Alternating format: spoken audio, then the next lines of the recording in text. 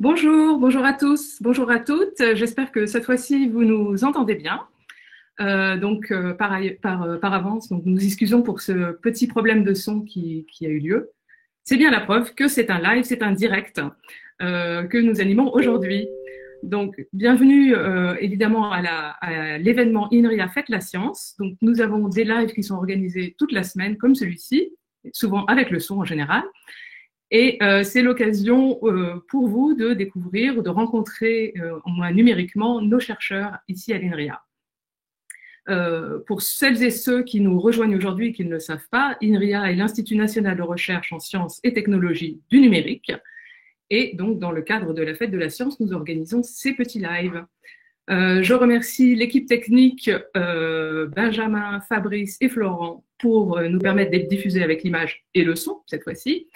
Et je remercie également Laurence, notre chère modératrice, qui va du coup prendre vos questions sur le live, sur le chat du live, pardon. Donc, s'il vous plaît, n'hésitez pas à envoyer toutes vos questions sur la fenêtre chat qui s'affiche à votre droite, à la droite de votre écran.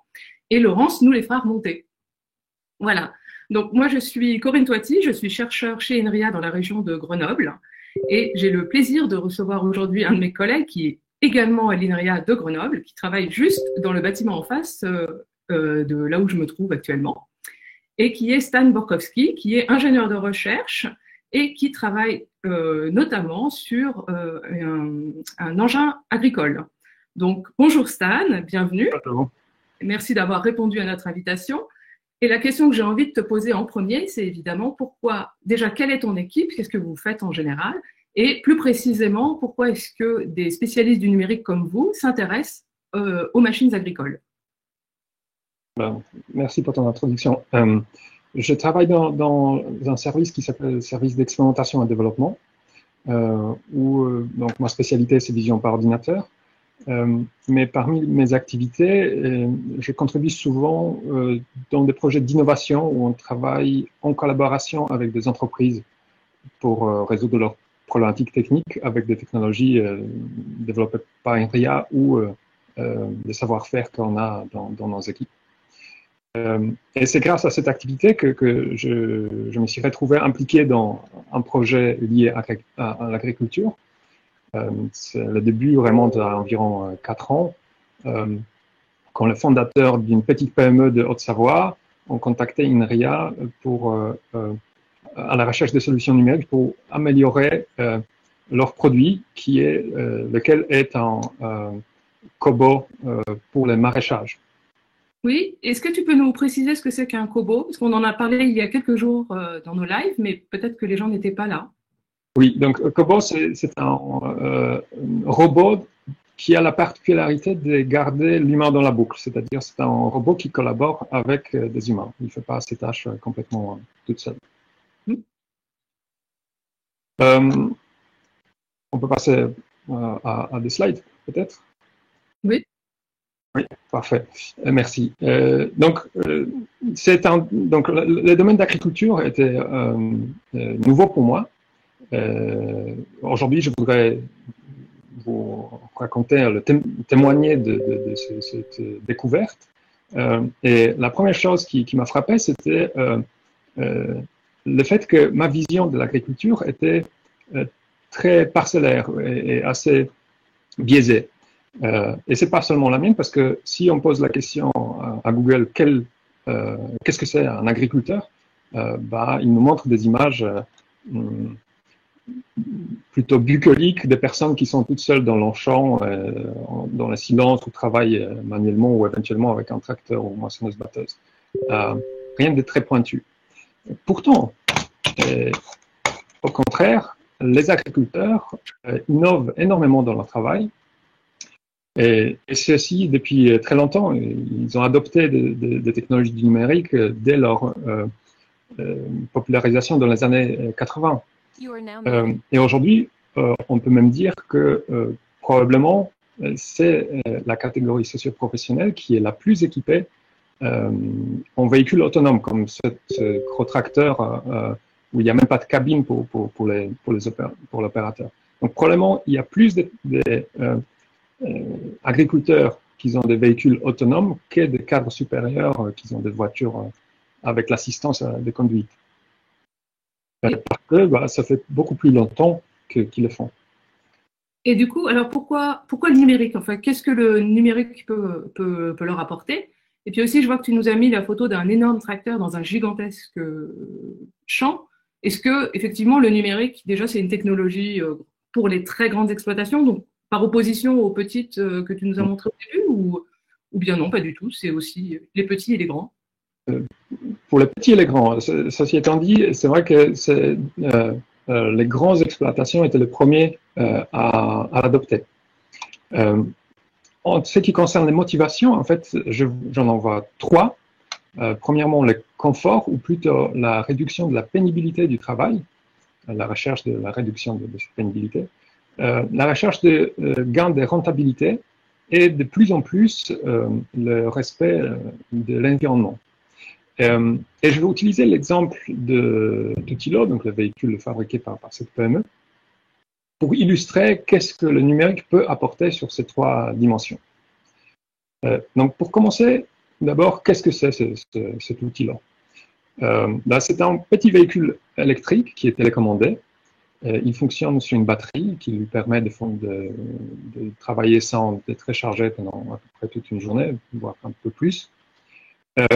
Et dans les jargons d'agriculteurs, on peut dire que c'est un enjambeur parce que il enjambe des planches. Donc, le terme planche, je vais le réutiliser dans cette présentation plusieurs fois. Donc, c'est peut-être particulier pour le domaine de maraîchage que les champs sont divisés en planches. Et une planche, c'est un espace dédié pour des plantes, comme vous voyez sur cette image. Donc, les plantes sont placées à la colonne. Ce qu'on appellerait une rangée, en fait, finalement. Oui, une rangée. Et après, à l'intérieur des planches, il y a des rangs. C'est pareil, c'est des termes qui sont définis dans la métier. Donc, l'origine de Tutilo, c'est une histoire familiale. En fait, c'est le père et la sœur de Laurence Lacroute-Cazenave qui s'est lancé dans le maraîchage bio, qui l'ont vu travailler sur son exploitation, comme ces personnes-là, pliées en deux ou accroupies ou à genoux. Parce que le maraîchage nécessite beaucoup d'opérations près du sol et de ce fait, c'est un travail assez pénible et fatigant. Donc ils se sont dit qu'il faut faire quelque chose parce que sinon il ne va pas tenir bien longtemps. Et ils ont conçu les premiers prototypes de Tutilo dont la fonction première, c'est réduire la pénibilité par une mise en position la plus confortable de la personne qui travaille là-dessus. Donc là, vous voyez deux personnes qui sont allongées sur une sorte de fauteuil avec des coussins placés là où il faut, et qui ramassent les haricots, toutes pendant que le véhicule avance doucement le long de la planche. Un autre avantage sur le plan de pénibilité, c'est aussi qu'on peut poser des cagettes et du coup enlever la manutention de charge dans les champs. Effectivement, ça change tout par rapport à l'image d'avant qui donnait pas tellement envie. N'est-ce pas? Oui, tout à fait. Et ils se sont vite rendus compte que ce véhicule, il est attractif pour d'autres agriculteurs, pas seulement pour Laurence, et ils ont décidé de fonder une société et les commercialiser. Après les premières ventes, les retours étaient positifs, mais dans certaines conditions, le Tutilo, mécaniquement, il a tendance à dévier de sa trajectoire. Quand je vous disais, il est télécommandé, la télécommande, je vous ai marqué en cercle ici, elle a un joystick, elle est équipée d'un joystick qui permet de corriger la trajectoire. Mais de point de vue usage, c'est quand même une distraction de devoir régulièrement lever la main, regarder devant soi et corriger où est-ce que se déplace le véhicule. Et ça peut être simplement du fait que le terrain est un peu incliné ou parce qu'il y a des cailloux ou un sol qui n'est pas homogène. Et c'est pour cette raison qu'ils se sont dit qu'il doit y avoir des moyens numériques pour pouvoir guider le véhicule et résoudre ce problème-là. Ils ont contacté INRIA pour cela. Et effectivement, il y a des moyens. Je vous ai montré tout à l'heure une photo d'un tracteur autonome. On pourrait se dire, on va juste transposer la technologie des tracteurs sur le Tutilo. Mais c'est pas si simple que ça parce que les solutions de géolocalisation qui sont utilisées sur les tracteurs sont chères. Ce qui n'est pas un gros problème quand on achète un tracteur qui lui-même peut coûter facilement 80 ou 100 000 euros. Mais les Tutilo s'adressent à un autre marché, ce n'est pas des énormes exploitations céréalières comme sur cette photo-là, mais c'est des maraîchers et les exploitations maraîchères sont généralement plus petites et ils ont moins de capacité financière pour acheter une machine. Donc nous avons cherché des solutions bas coût. Et un des capteurs qui est très répandu, entre autres pour les véhicules autonomes, c'est une caméra. Donc nous nous sommes penchés vers cette solution. Pour une voiture autonome, la caméra est très pertinente parce qu'il y a beaucoup de repères visuels sur la route. Il y a des lignes, il y a des bordures de la route qui sont bien distinctes du bitume. Et il y a parfois des panneaux en plus qu'on peut repérer et utiliser comme point de référence pour guider la voiture. En agriculture, c'est pas, il y a des situations où c'est pas aussi simple parce que on peut se retrouver avec un champ comme sur la photo de droite où on voit pas grand-chose. Cependant, les maraîchers, dans leur activité de tous les jours, des fois, ils utilisent des fils pour tirer les planches droites. Et nous avons adapté cette technique pour les besoins de guidage assisté ou autonome. Donc là, je vous lance une vidéo. Ça me prend un petit peu de temps, mais ça va arriver. Où vous voyez nos premières expérimentations avec un tel système où on a une caméra qui regarde verticalement vers le sol et essaye de repérer où se trouvent les fils ici bien marqués en rouge pour que ça soit plus facile. Donc à chaque fois quand le fil se déplace dans l'image de caméra, on peut calculer une consigne. Là, vous voyez des premiers tests qui montrent que les premiers essais donnaient des résultats assez erratiques, pas très satisfaisants. Il faut savoir que quand on fait un travail d'ingénierie, c'est souvent un travail itératif. Donc, les premières versions, soit des logiciels, soit des systèmes robotiques comme ça, ne sont pas très bonnes. Après, on améliore jusqu'à arriver à un résultat satisfaisant. Et effectivement, cette caméra, elle est actuellement commercialisée par l'entreprise et permet de réaliser des tâches de autoguidage. Sachant que la difficulté ici, c'est pas tellement trouver les fils, dans le principe, c'est surtout les trouver dans les conditions du terrain, c'est-à-dire avec la luminosité qui peut être très variable et le fil qui n'est pas toujours bien propre, parce que à force de l'utiliser, il se salit. Oui, alors je comprends bien du coup que ça fait intervenir à la fois des compétences en vision par ordinateur, c'est ça, c'est ta spécialité d'ailleurs, et aussi en robotique, parce qu'il y a tous les aspects de manœuvrage de la machine et avec les aléas dont tu nous as parlé. Robotique ou contrôle. À vrai dire, sur cette application de contrôle, il est très simple, mais c'est un domaine qui pourrait y intervenir aussi. Donc là, c'est un exemple où le numérique apporte un gain de confort.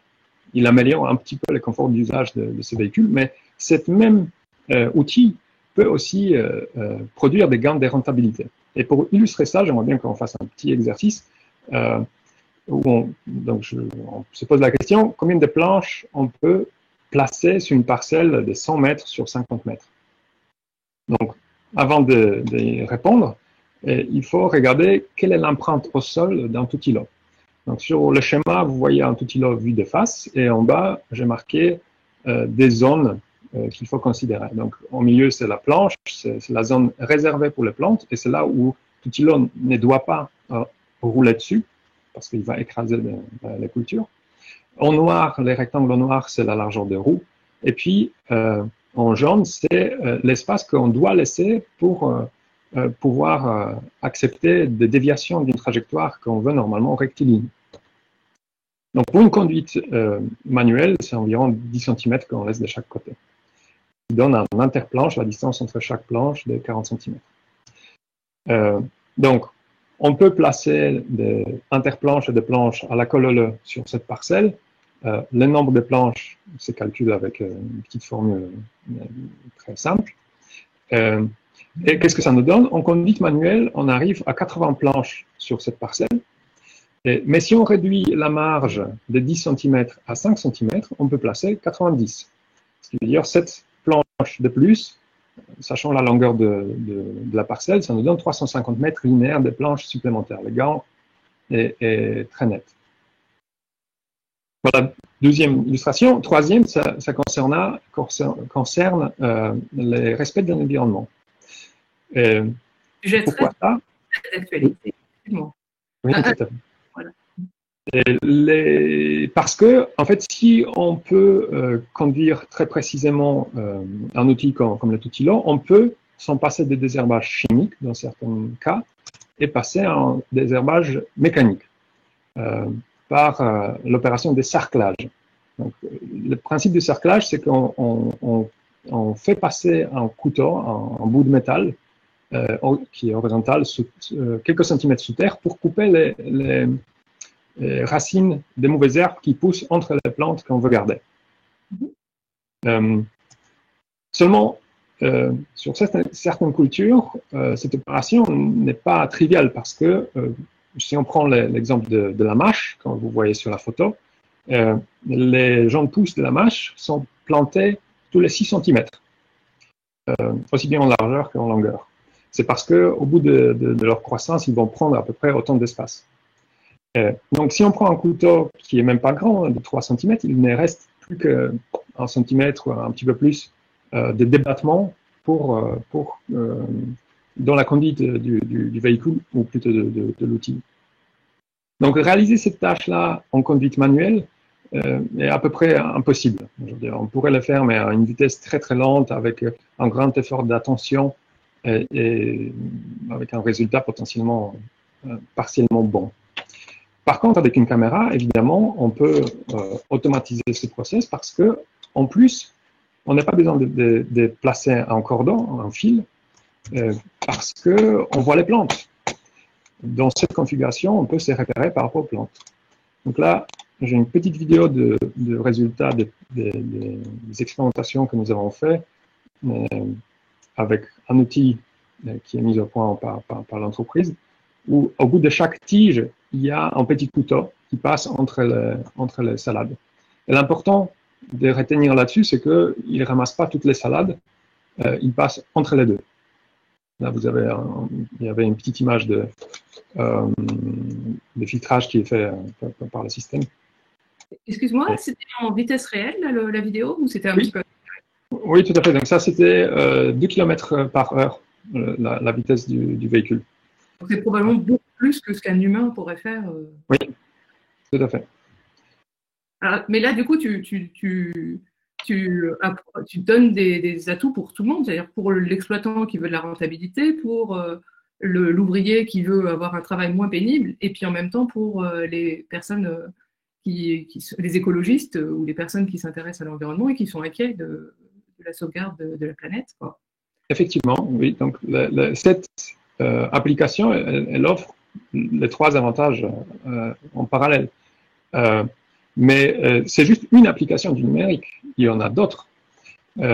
Notamment, si nous avons une caméra sur un véhicule qui est utilisé dans les champs, nous pouvons l'exploiter pour collecter de la donnée.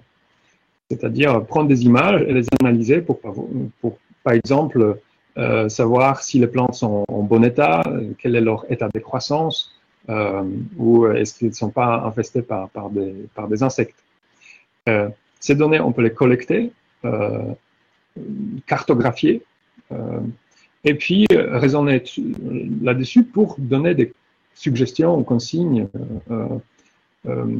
pour les agriculteurs pour qu'ils mènent les actions adéquates par rapport à la situation de son champ. Donc, ces types d'applications s'appellent des outils d'aide à la décision. Et il y en a plusieurs sur le marché. Et tous se basent sur la collecte de données, soit par une caméra sur un véhicule, soit par des drones, soit même des images satellitaires. Encore troisième application possible, ou évolution de cela, c'est l'outil de planification.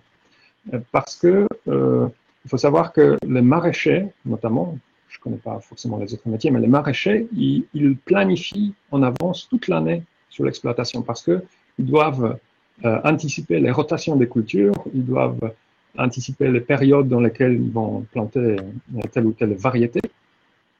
Donc, ils le font depuis toujours, apparemment souvent sur des grands tableaux ou sur du papier, peut-être avec une feuille Excel.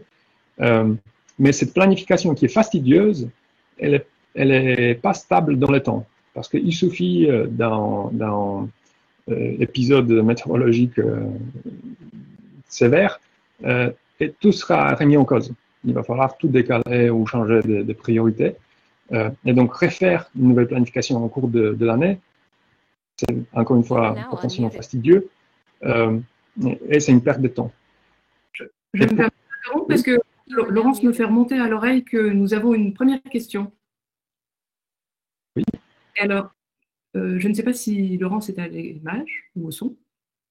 Donc, alors je pose la question qu'elle me remonte. Donc, c'est est-ce qu'on se pose des questions du type vie privée en fait? Parce qu'effectivement, collecter toutes ces données, ça interroge effectivement sur le problème de vie privée des données des agriculteurs. Est-ce que c'est visible aux autres ou est-ce que ça reste en interne? Bien sûr. De toute façon, en Europe, nous avons un règlement qui est relativement strict sur les données personnelles. Donc, toute l'entreprise qui travaille en Europe doit les respecter. Mais c'est une très bonne question parce que un des exemples qui me vient en tête, c'est une application qui a été faite, je crois, dans les années 90 aux États-Unis, de tracking des machines agricoles. C'était des gros tracteurs, mais peu importe. Mais l'objectif des commanditaires de cette application, c'était de savoir si les prestataires a réellement effectué le travail pour lequel ils facturent. Donc, c'est un peu du flicage. Donc, évidemment, si on collecte la donnée, il y a toujours l'enjeu de vie privée ou de la valeur de la donnée et qui la garde. C'est indissociable, en réalité. Voilà, donc là, je vous dressais rapidement un sorte de témoignage spécifiquement sur Tutilo, mais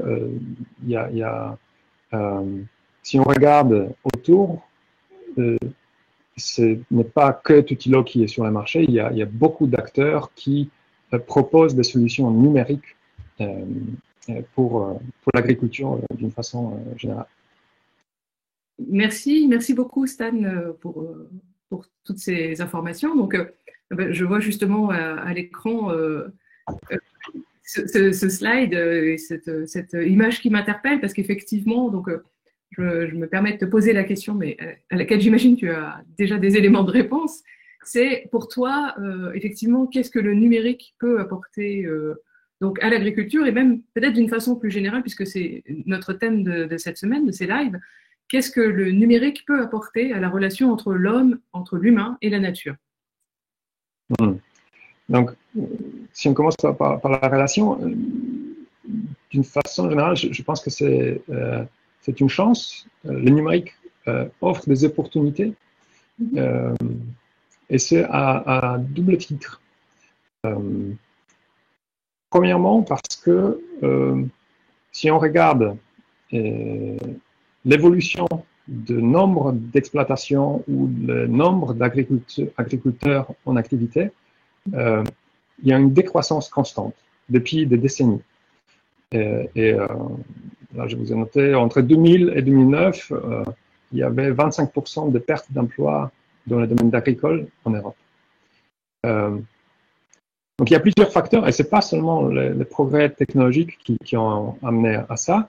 Et voire même au contraire, le numérique peut préserver les emplois agricoles dans le sens où ça joue sur l'attractivité du métier. C'est-à-dire les personnes qui sont en cours de formation, s'ils savent que le métier n'est plus aussi difficile qu'il était il y a 5 ou 10 ans, on peut espérer continuer sur la voie de formation en agriculture. Deuxième facteur important, ou deuxième opportunité, je dirais, c'est que le numérique transforme l'agriculture d'une agriculture intensive en chimie en une agriculture intensive en connaissances. C'est-à-dire grâce à des modèles de la météo, à des modèles de comportement d'écosystème, à la collecte de données pour savoir où on en est dans notre écosystème, on peut mieux utiliser, mieux exploiter notre environnement immédiat. Et ça, c'est une chance indéniable. Après, si on veut regarder de l'autre côté de la médaille, l'opportunité qui est l'automatisation et la libération des corvées qu'apporte le numérique en agriculture permet aussi une sorte de distanciation par rapport à la nature. Et moi, ça m'interroge. Est-ce que c'est vraiment quelque chose qui est souhaitable? Parce qu'on peut très bien imaginer un avenir où l'agriculture n'est plus faite par des agriculteurs qui ont la passion de la terre, mais par des financiers, par exemple, qui lancent simplement une flotte des robots dans la nature et récoltent les bénéfices. Mais cette question est plus politique que technologique. Tout à fait. Eh bien, merci beaucoup Stan pour ce témoignage. Je crois que nous avons une question, Laurence Messignal. Tout à fait, nous avons même plusieurs questions qui arrivent. Donc, je suis bien à l'écran, contrairement à ce que je pensais. Alors, une première question de Pierre. Les clients de ces systèmes sont-ils des agriculteurs individuels ou des coopératives ou d'autres groupements? Et ces systèmes sont-ils achetés ou loués? Alors, les deux, les trois, tout en même temps. C'est-à-dire, les clients, les gens qui achètent les tout-îlots sont la plupart du temps des agriculteurs individuels, familiales. Cependant, maintenant, il y a des signes d'intérêt aussi de plus grandes exploitations qui sont potentiellement des coopératives. Et les modèles en location existent aussi en agriculture. Ce n'est pas le cas pour tout îlot en l'occurrence, mais d'autres produits sont des fois commercialisés de cette façon. Ok. Alors, une autre question. Quand le GPS est utilisé, est-ce du GPS différentiel, du GPS code précis ou du GPS standard? Donc, pour les tracteurs autonomes ou des véhicules qui ont une certaine autonomie, mais qui se basent sur la géolocalisation satellitaire, c'est des GPS différentiels, typiquement le GPS RTK, ou peut-être dans certains cas où ça va venir, en tout cas le GPS PPP. Par contre, pour la cartographie, ce n'est pas forcément nécessaire. Notamment sur des véhicules roulants comme le tout-îlot, on peut très bien utiliser un GPS non différentiel et coupler l'information de géolocalisation avec odométrie visuelle ou odométrie tout court qui provient du véhicule. Je vois que nous avons des auditeurs qui sont particulièrement pointus, qui ont des questions particulièrement pointues sur la question. Laurence, est-ce que nous avons d'autres questions? Pour l'instant, non. Il reste quelques minutes, peut-être si les auditeurs veulent se lancer. Après, l'exposé était très clair, au demeurant. Eh bien, bon, si nous n'avons pas d'autres questions, je crois que nous arrivons au terme du temps qui nous était imparti. Donc, dans ces cas-là, je vais remercier Stan encore une fois très chaleureusement. C'est très, très gentil de ta part d'avoir pris de ton temps pour nous présenter ces travaux. Je remercie encore une fois l'équipe technique pour l'image et le son. et Laurence, et évidemment tous et toutes qui étaient derrière votre caméra, enfin, votre écran et qui nous avaient posé des questions. Je vous donne rendez-vous demain à 10h30 pour une nouvelle animation de INRIA Faites la Science. Donc demain, nous recevrons Bruno Lévy qui nous parlera de l'histoire de l'univers. Donc un atelier qui est ouvert dès les petits, dès 11 ans. Voilà, bonne journée, bonne fête de la science à tous et à très bientôt. Au revoir. Au revoir.